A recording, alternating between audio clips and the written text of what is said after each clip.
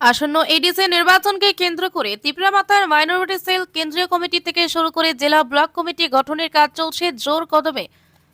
সংখ্যালঘুদের ঐক্যবদ্ধ করে বিভিন্ন দাবি দাবা আদায় করার লক্ষ্যে সংগঠনকে শক্তিশালী করা হচ্ছে বলে জানিয়েছেন তিপ্রামাতার মাইনরিটি সেলের চেয়ারম্যান মোহাম্মদ শাহু আলম মিয়া। ইতিমধ্যে মাওলানা দিলওয়ার হোসেনকে সভাপতি এবং রিয়াদ হোসেনকে সাধারণ সম্পাদক করে সিপাহীজলা জেলা মাইনরিটি সেলের কমিটি ঘোষণা করেন মোহাম্মদ শাহু আলম মিয়া। রবিবার সিপাহীজলা জেলা সভাপতি মাওলানা দিলওয়ার হোসেনের নেতৃত্বে বিশ্রামগঞ্জ জোনাল অফিসে মাইনরিটি সেলের সাংগঠনিক সভা অনুষ্ঠিত হয়। এতে রাজ্য জেলা কমিটির সকল স্তরে কর্মকর্তাগণ উপস্থিত ছিলেন। দেখুন বিস্তারিত। বিশ্রামগঞ্জ থেকে নিজস্ব প্রতিনিধির রিপোর্ট, ভিশন 24। আজকে আমরা সিপাহীজলা ডিস্ট্রিক্ট কমিটির ডিস্ট্রিক্ট প্রেসিডেন্টের উদ্যোগে এখানে একটা সাংগঠনিক সভা হয়।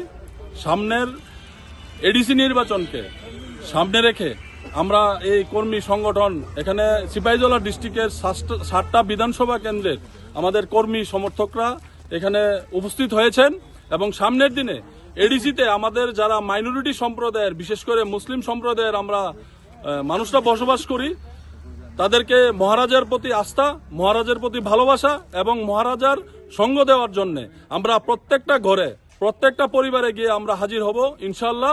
এবং সামনের দিনে আমরা মহারাজার হাতকে আরো শক্তিশালী করব।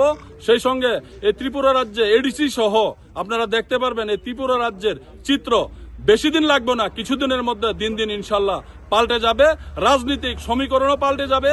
যারা আমাদের মাইনরিটি সম্প্রদায়কে নিয়ে, মাইনরিটি আপনার কমিটির মেম্বারদেরকে নিয়ে মোবাইল নিয়ে বিভিন্ন জায়গায় বিভ্রান্ত করার চেষ্টা করছে, আমি তাদেরকে আপনাদের মিডিয়া বন্ধুদের মাধ্যমে একটা বার্তা দিতে চাই যে আপনারা যদি তিপ্রাসা হন তাহলে নন ট্রাইবাল পার্টি ভারতীয় জনতা পার্টি কিভাবে করেন, তাহলে আমরা ত্রিপুরা রাজ্যের মাইনরিটি মুসলিম সম্প্রদায়ের মানুষরা তিপ্রামতা পার্টি, আঞ্চলিক পার্টি কেন করতে পারবো না? যারা আমাদের মাইনরিটি সম্প্রদায়ের ভাইদের, যারা আমাদের ডাকে সাড়া দিয়ে সমগ্র ত্রিপুরা রাজ্যে আস্তে আস্তে ধীরে ধীরে নিজের ভুল বুঝে মহারাজার পথে, মহারাজার আদর্শে থানসায় এগিয়ে আসছে। ধন্যবাদ। আসসালামু আলাইকুম।